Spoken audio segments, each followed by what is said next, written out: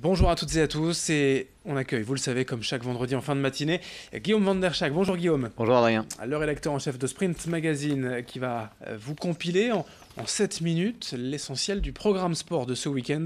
On va parler de football bien sûr, mais aussi de basket, de volley, de course à pied. Et comme toujours, on va donc commencer avec le football, la Ligue 1 et un nouveau défi pour les Lillois ce samedi au Stade Pierre-Mauroy. Absolument, c'est la 11e journée de Ligue 1 et ce samedi soir, le LOSC reçoit l'équipe de Caen. C'est le 2e du championnat contre le 12e. Caen ne s'est imposé qu'une seule fois à l'extérieur depuis le début de la saison, alors que du côté des Dogs, eh bien, c'est un sans faute. 5 matchs à domicile cette saison, 5 victoires, ils sont invaincus.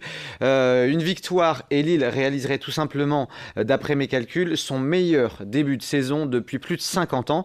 Imaginez un peu, Adrien, si Lille prend les 3 points samedi soir, cela leur ferait 25 points après 11 journées. Eh bien, la saison dernière, ils ont atteint les 25 points après 24 journées. Il a fallu attendre la fin janvier, début février de la saison dernière pour qu'ils atteignent ce seuil de points. Donc ce serait vraiment exceptionnel. Et puis en plus, bien, tout se passe bien. En conférence de presse d'avant-match, Christophe Galtier l'a annoncé. Tout l'effectif, sans exception, est disponible pour cette rencontre. Et du côté des supporters, forcément, on attend un carton plein. Alors, la semaine dernière, Guillaume, vous nous aviez trouvé le bon pronostic, la victoire du LOSC 2-1 à Dijon. Je ne résiste pas à l'envie de vous demander de nouveau votre jugement sur ce match. Ouais, ça va être difficile parce que ça peut être un match piège. Pourquoi ? Parce que justement, tous les voyants sont au vert. Les Lillois sont invaincus. L'équipe de Caen voyage mal. On se dit que forcément, ça va bien se passer. Il ne faut pas que les Dogs pêchent par trop d'excès de confiance. Mais je vois malgré tout, bien sûr, une victoire des Dogs qui devront percer néanmoins la défense normande. Parce que je pense que le stade Malherbe de Caen va venir au stade Pierre-Mauroy pour défendre et jouer en contre et peut-être réaliser un hold-up ou au moins repartir avec le point du match nul. Donc je pense que le premier but va mettre un peu de temps à se dessiner. Peut-être que je vais me tromper, qu'ils vont marquer au bout de la 4e minute, mais je vois bien en tout cas un succès des Lillois plutôt qui se dessinerait en seconde période. Allez, on va dire 2-0. Allez, 2-0, c'est noté, on débriefera lundi, et bien évidemment, je vous en voudrais pas, si vous n'avez pas le bon score, mais au moins la victoire des Dogs, c'est ce qu'on espère surtout. Le programme de la Ligue 2, d'abord Valenciennes. Ouais, à l'échelon inférieur, Valenciennes qui souffre en Ligue 2 cette saison, ils sont 16e, eh bien ils reçoivent Nancy ce soir à 20h. Pas le droit à l'erreur pour les Valenciennois parce que Nancy, c'est tout simplement la lanterne rouge du championnat. Si VA ne l'emporte pas ce soir, on ne pourra être qu'inquiet pour la suite. Et du côté de Lens. Alors, du côté du Racing Club de Lens, ça va beaucoup mieux. Ils sont 2e de Ligue 2. Le Racing se déplace au Havre demain à 15h. C'est une formation qui voyage bien, mais qui n'a gagné qu'une seule fois à domicile depuis le début de la saison. Il faut souhaiter au sang et or d'en profiter et d'aller prendre les 3 points de la victoire du côté du Havre. Et puis au 3e échelon en national, le programme pour les clubs du littoral. Alors, pour Boulogne, c'est un match à domicile face à Villefranche. Ça pourrait bien se passer. En revanche, pour Dunkerque, qui a remporté sa première victoire après 8 ou 9 journées, je crois, et bien Dunkerque, ça va être difficile parce qu'il joue à Laval, et Laval, c'est tout bonnement le leader de National. Un mot de foot féminin aussi, on n'oublie pas. Avec les filles du LOSC en première division qui reçoivent Montpellier, c'est ce samedi à 14h30 au Stadium Lille Métropole.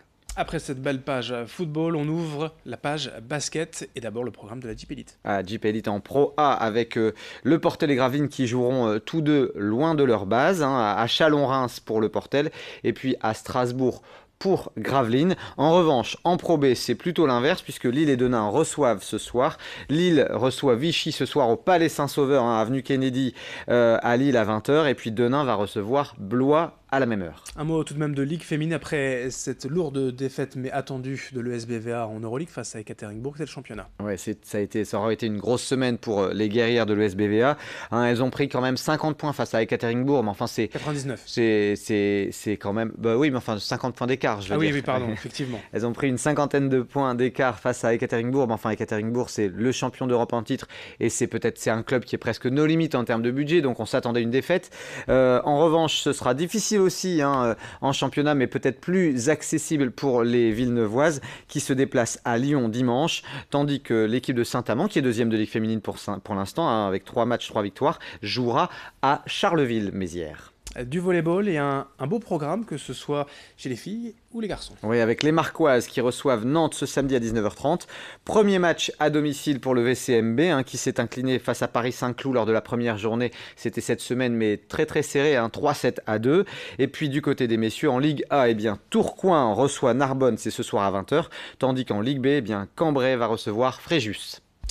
L'automne bat son plein, il va faire froid ce week-end, il y aura tout de même des courses à pied pour les plus courageux. Oui, je crois qu'on annonce 2 degrés dimanche matin, donc les amateurs de course à pied devront bien se couvrir. Deuxième trail nocturne en attendant, le trail nocturne fluo race à Auchel avec un 12 et un 24 km, ça c'est ce samedi soir. Et dimanche, il y aura la traditionnelle course du Chicon à Bézieux avec un 5,3, un 10 et un 15 km.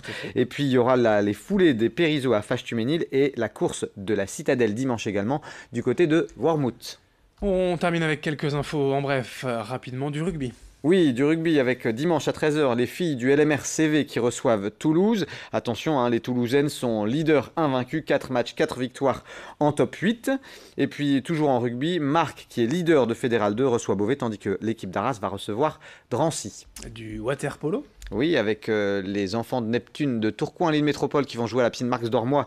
Leur premier match à domicile dans le cadre de la deuxième journée et ils reçoivent l'équipe de 7. Et on termine avec de la moto, le championnat de France de course sur sable avec la Ronde des Sables évidemment à Lune-Plage. La Ronde des Sables à Lune-Plage, on a vu qu'il y a eu beaucoup d'adversité. Il y a eu une rencontre très disputée lors de la dernière course sur sable, c'était le Beach Cross à Berck. Et bien là, c'est la Ronde des Sables sur le circuit Bernard Gouvard avec toujours un très très beau plateau, un petit clin d'œil à Isabelle Andrieux, l'organisatrice.